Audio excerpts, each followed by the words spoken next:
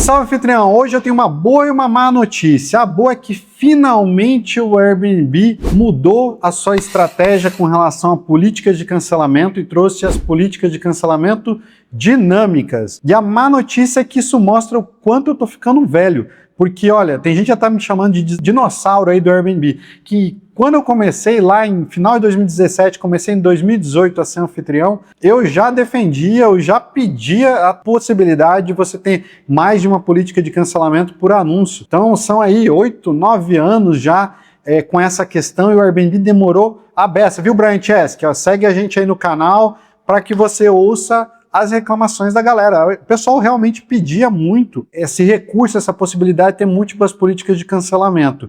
E o Airbnb simplesmente estava atrasado, inclusive em relação a Booking. A gente vai discutir hoje tudo sobre esse assunto.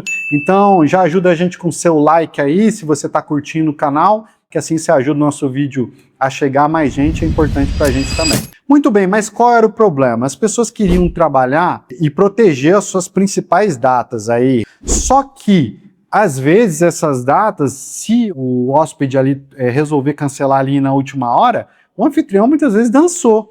Principalmente quando a gente está falando de reservas de casas, de grupos grandes, reservas que são destinos turísticos, porque normalmente as famílias que planejam viajar para esses lugares, elas planejam com mais antecedência. O que a gente chama de janela de reserva, ela é mais longa quando a gente está falando desse tipo de imóvel. E aí, às vezes, o anfitrião está ali contando com aquela reserva de 10 mil reais. E isso gerava uma perda de receita e um drama muito grande. Aí, o que ele fazia? Ele acabava usando uma política rigorosa o ano todo, ou então deixava as suas melhores datas fechadas. Então era uma situação, sempre me perguntavam aí nas mentorias em 2020, 2021, já me perguntavam, Márcio, em que momento que eu abro o calendário de alta temporada? Porque ele vinha com uma política flexível, às vezes até durante um tempo isso ajudava ali na visibilidade, porque, enfim, a maior parte dos hóspedes não querem se comprometer, gostariam de ter a opção dessa flexibilidade. Só que o que acontecia? Então, alguns anfitriões que estavam com dificuldade de alugar adotavam a política flexível e em determinado momento, quando eles queriam abrir os períodos de alta demanda, ele precisava trocar para uma política rigorosa, e o que era um grande problema. E esse é um recurso que na Booking já tinha muito tempo, porque a Booking, como ela trabalhava com o mercado corporativo, você podia definir várias configurações que no Airbnb não permitia. Então era um atraso mesmo do Airbnb em relação a essa funcionalidade. Agora, basicamente, como ela funciona? Você vai lá no seu anúncio, escolhe o período que você quer, e aí você pode definir uma política de cancelamento que é diferente da política de cancelamento padrão do seu anúncio. Então você pode optar por ter uma política moderada, por exemplo, e chegar naqueles períodos ali de especiais e você ter uma política um pouco mais rigorosa. Não tem muito segredo também, gente. Ah, Márcio, mas as pessoas começam a me perguntar, mas aí qual é que é 30 dias, 7 dias? Tá, isso muda o tempo todo. A verdade é que lá no arquivo de ajuda do Airbnb, ele sempre tem a lista atualizada de como estão funcionando as políticas de cancelamento. Bom, agora você que nos acompanha no canal sabe que a gente gosta também de ir um pouco mais a fundo.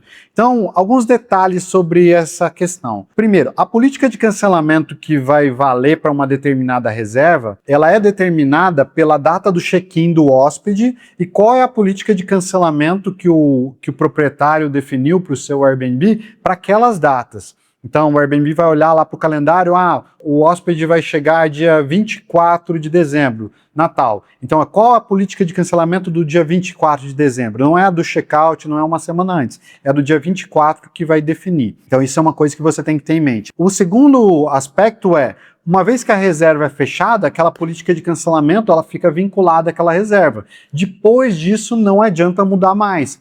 Por quê? Porque a reserva é como se fosse um mini contrato ali entre o hóspede e o anfitrião, que não pode ficar mudando. Pegadinha, né? O cara fez com a política flexível, agora eu mudo para uma limitada, rigorosa, uma mais complicada.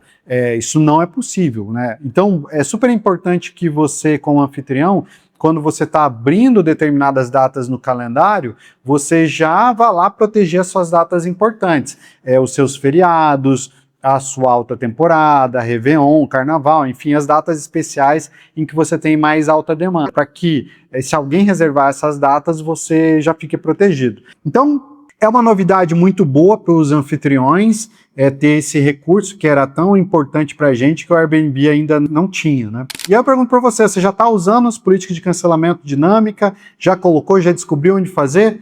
Coloca aqui para mim nos comentários. E se você é anfitrião ou administrador e quer trabalhar com um aluguel de temporada de forma mais profissional, de uma forma mais séria, a gente tem nossos programas de mentoria voltados para quem quer viver de aluguel de temporada ou para quem quer construir um negócio administrando imóveis, tá bom?